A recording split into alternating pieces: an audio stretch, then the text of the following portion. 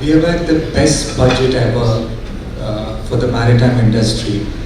You know, everything that the industry has asked for literally has been given.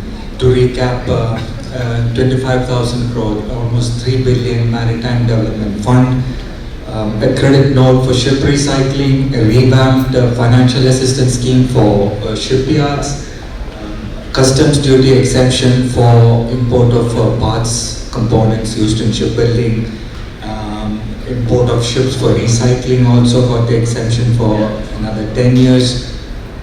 All of these put together, you know, and whatever the industry has asked for, they have got it. So yesterday also was a big day for India's maritime sector, where Maersk signed a strategic partnership with Cochin Shipyard for building and repairing ships. Yesterday also, the CEO of Mediterranean Shipping Company met the Industry and Commerce Minister Piyush Goyal to discuss again shipbuilding and ship repair possibilities.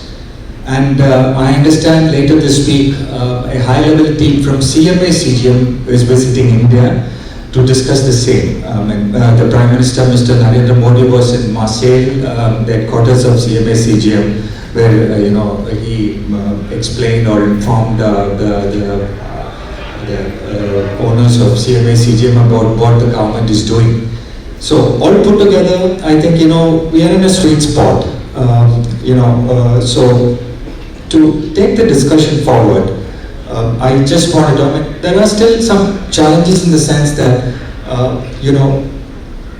how will the yards scale up to the expectations or measure up to the expectations of the government? Issues like timely delivery, quality, skilling, and most of the shipyards are now full with naval orders, where it's a little bit easier, not much of a focus on timelines and all of those things. So to kick off the discussion, let me just bring Mr. Mulla, who is with Foresight, from a ship owner's perspective. How do you look at these? Are you satisfied enough to think in terms of ordering ships at Indian yards? Do they have the infrastructure and the competency and the capability for building commercial vessels?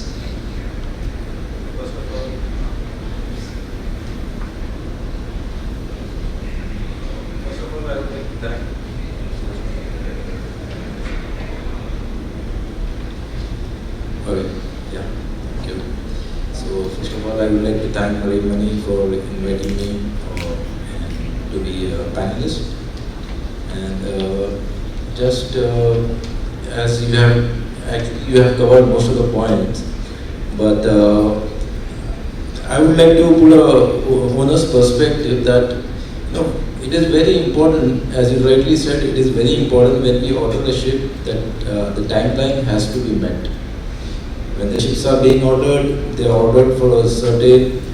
We have a forecast. When we prepare a forecast, we know that the ship will be delivered at a certain time. That is going to be the trade expected in that region, and we have our financial calculations done as per that. And what we have seen in most of the Indian shipbuilding yards, most of the Indian shipbuilding yards, the major shipyards, they are basically catering to the naval ships. They are catering to the defense sector, and most of the time we see the timelines are not met over there.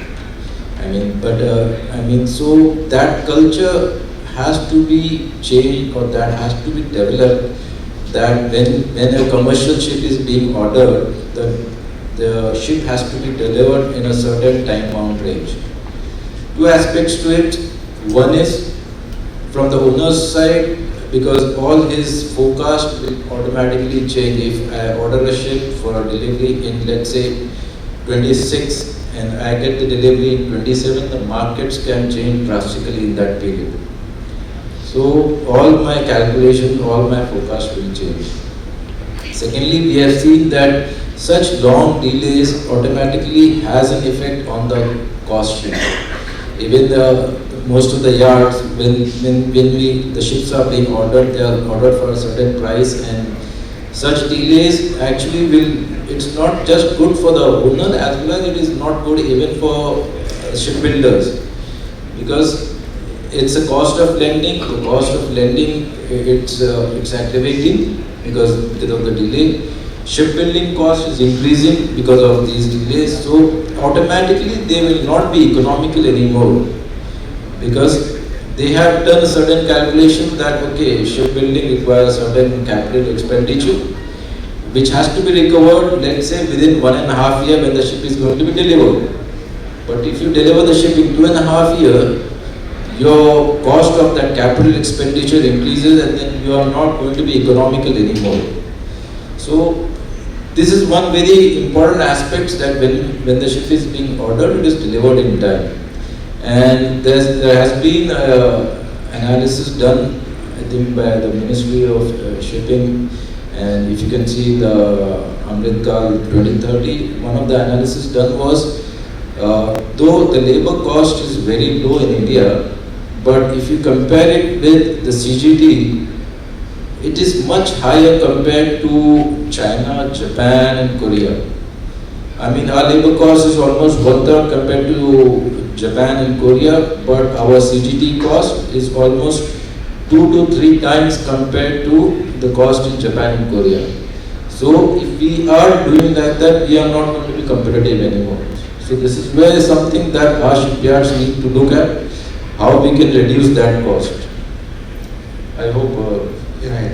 Okay, good. Let me bring Atreya, who is running Mandovi Drydocks. Based on what Mr. Mulla has said, what is your take? I mean, where do you see yourself? Yeah, so just give you perspective, basically Indian shipbuilding yards are divided in two major parts. One are the PSUs and the other are private shipyards. The PSUs have their own naval orders, as well as now they are very much focused on commercial orders, and they are doing. I'll just, my talk will be more focused on the private yards.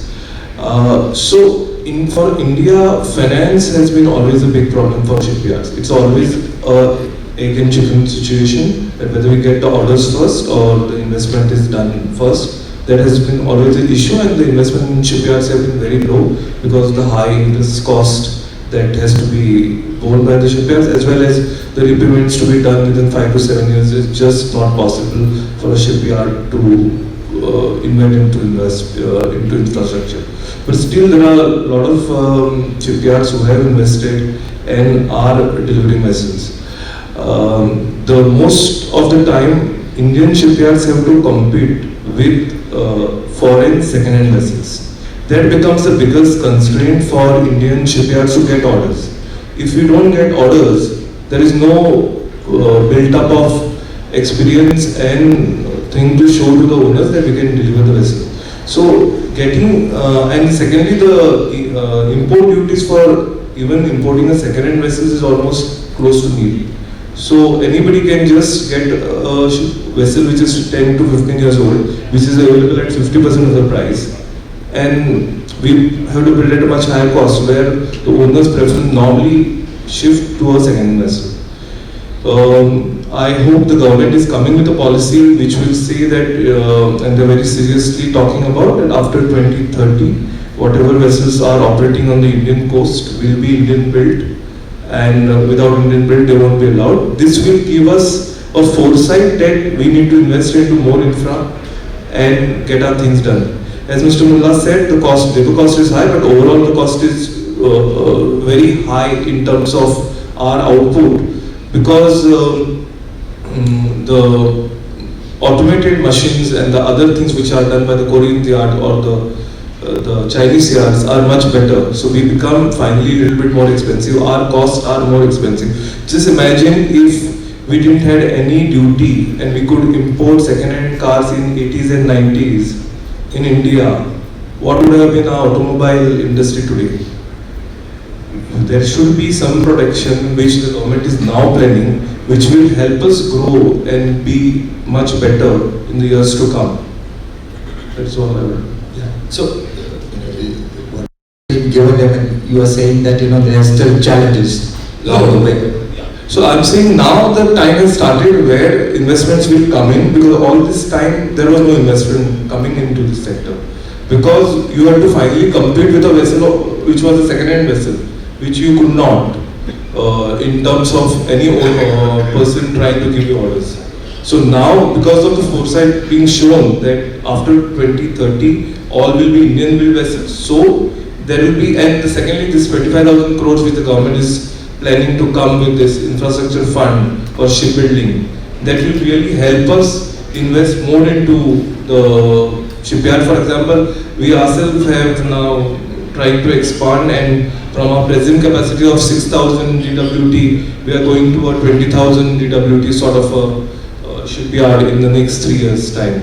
We've just got the place and the work has started going in that direction, looking at the government foresight of Indian built vessels.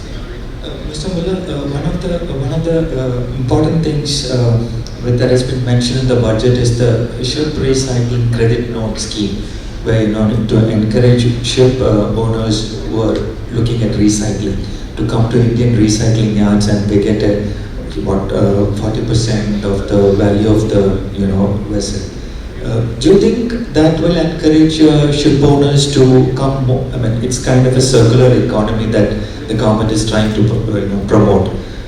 Will that lead to more people coming and using that facility, and then in order to make use of that facility, you need to order a new ship at an Indian yard? Will that work out?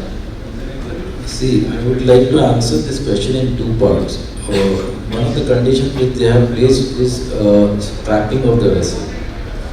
So it is only, the owners which are looking forward to renewing their tonnage, they can get benefit of this scheme.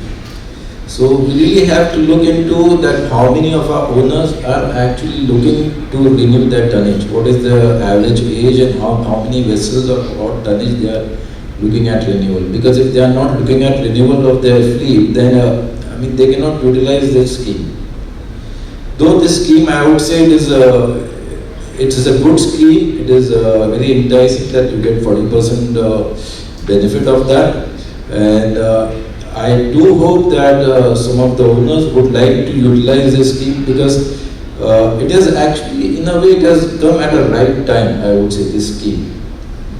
One reason being, with the new regulations which are coming in because of the carbon emissions, we expect a lot of old tonnage to go for renewal.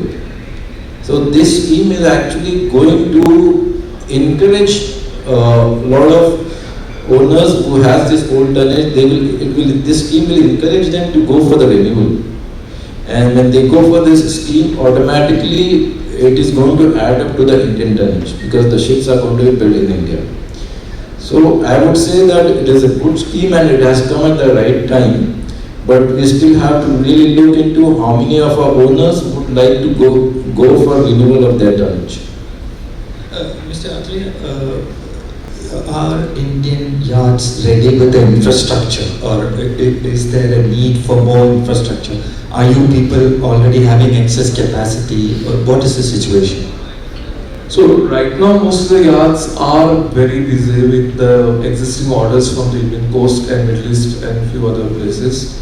Most of the yards which are there, which we say around 20 yards, which are the Indian private yards, they are almost at around 80% of their capacity. So all these yards have to expand their capacities to getting the new orders which are coming.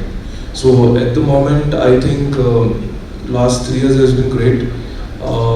And the yards are quite full at the moment.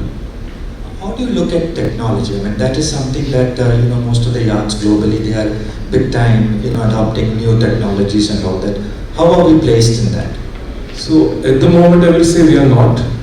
But once, as I said in my earlier answer, that as we will get a perspective that in 2030 there will be enough orders that will be coming, because all the vessels has to be built in India, there will be more investment coming in. At the moment, it is like a chicken and egg situation, because people have not been investing. But now, with these funds coming in, probably as soon as it comes in, there will be a lot of investment that will come into this sector. It's a very capital incentive. It is not a small investment in terms of shipbuilding infrastructure. The cost becomes very big, and the repayments have to be worked with 15 years of repayments, which has been not available all this time. So nobody had been investing, but I think if this fund comes in, there will be a huge growth in the infra and the whatever technology requirements will be required. Mr. Mulla, along with this, ships have been granted infrastructure status, I mean ships of a certain size. I think the detail of that, I mean the last panel discussion we heard, I think the threshold has not yet been declared or something. Is that something that will encourage you as, because you will get infrastructure status, I mean long-term funds and all that. Is that something that will encourage you to order at Indian yards and fly the Indian flag? Yes, definitely. If we can get the same quality and if we get a better lending opportunities, why not we go for Indian yards? Definitely we can go for Indian yards if we get a better lending opportunities for the vessels which are being built in India. One thing which I would like to highlight with the Indian yards is, one aspect that we have been not discussed is, if you see the global fleet order book, more than 50% of the order book is with the alternate fuels. So this is something where we really need to work on, because we have been working, the government is really pushing on the finance side, they are opening up the markets, but is our yard ready for providing ships which has this alternate fuel availability? I mean, is our yards able to build green ships? That is something which really has to be looked into, because we have seen a lot of these companies like Maersk is coming, MSC is coming, and I think STX engines, they are also tying up with the Cochin shipyard, some yards.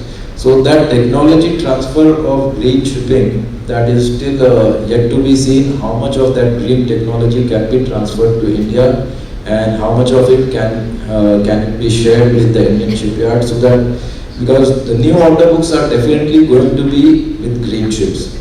Nobody is going to order, in the next few years, nobody is going to order the conventional vessels. So that is something, that is an aspect which we really have to see how much of that green technology our yards can cope up with. Would that necessitate collaborations with technology providers and all that, those who are making engines compliant with that? Is that what you're saying? Yes, one of them is the engines, like STX, as I said, they are collaborating. Vatsila is already there in India, but how much of that green technology they are ready to transfer or share with the Indian shipyards, that is yet to be seen. MAN is there, but the presence in India is very small. So we still have to see how much of that green technology is shared with the Indian shipyards. And not just with that, not just with the engine, there are many other aspects to the green ships. So that technology transfer is yet to be seen. Also, it not also necessarily be through a collaboration. These top global yards in Korea, Japan, and all that can come and set up a yard in India, right?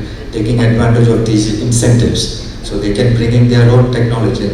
Going by the interest generated, a lot of Korean yards have come here and they are looking at the situation. Hanwha, Hyundai, and even Japan, Mumbai and all have come to India to look at the ground situation. So they can bring in their technology and set up a shipyard in India. I mean, states are falling over each other to provide the facilities, to these entities to set up, shipbuilding yards. So that way it's also possible, right? Another thing that I wanted to ask you is that, shipbuilding is a huge labor-intensive industry, and it's got a huge multiplier effect. It works well for the government, given the unemployment situation and all of that. But are these labor force ready, shipbuilding ready? So as a labor force, I would say that we have if you see most of the shipyards around the world, you will find a major workforce from India. I mean, on the design level or be it on the managerial level. If you see, most of the yards, they have Indians sitting there. So, and on the lower side, we definitely have a good labor force available with us. If you see, most of the shutdown operations in Middle East, the labor force is Indian. So, I don't think that we have a shortage of labor. But it is just they need to be given that opportunity. That setup is required for them to be being utilized. Do you agree with it, Atreya, that? Yes, we do have the labor force available, but as the requirement will come up, we really require to get more trained people. But it is possible, and I think people are interested in this line right now, and more people will be available. And also the fact is, shipbuilding industry requires an ecosystem of availability of components, parts, and all that locally, right? I mean, what is the situation there? I mean, okay, the big customs duty exemption has been given for importing parts and all that, but yet we need to build up that ancillary industries, right? Yes, supply chain is one of the biggest requirement for any shipbuilding, in terms of all OEMs being available easily and machinery being locally available. But this takes its own time. At the moment, government has continued with the custom duty waiver to import various equipment from outside.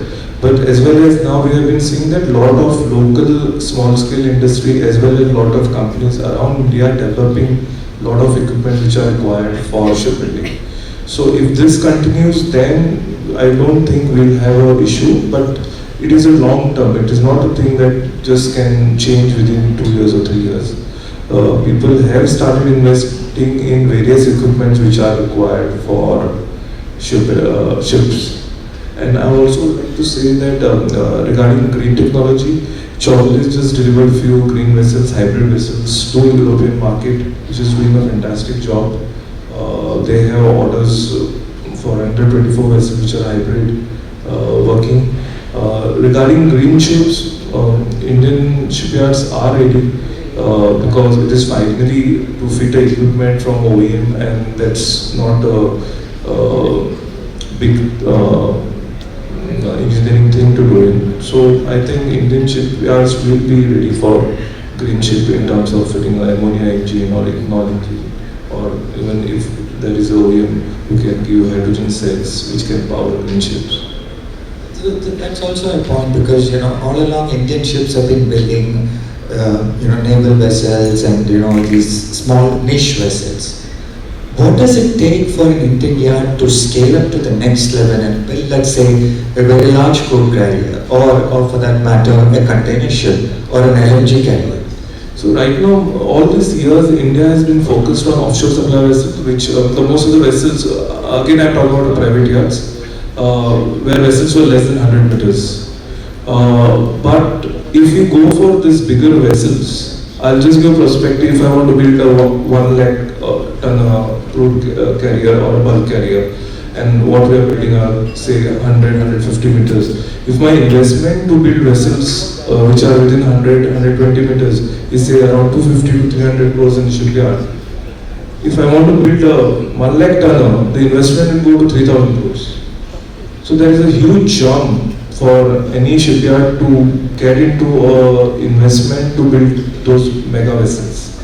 So as soon as this finance probably will be available, people will start thinking. But at the moment, most of the shipyards which are already existing, they have been thinking of small vessels itself because of the investment shortage. Right. Thank you so much, Mr. Mulla and Mr. Atreya. And it was a very enlightening discussion, and coming at a time when the government is giving so much of focus to the sector. I hope things pan out and make India a big shipbuilding destination. Thank you so much.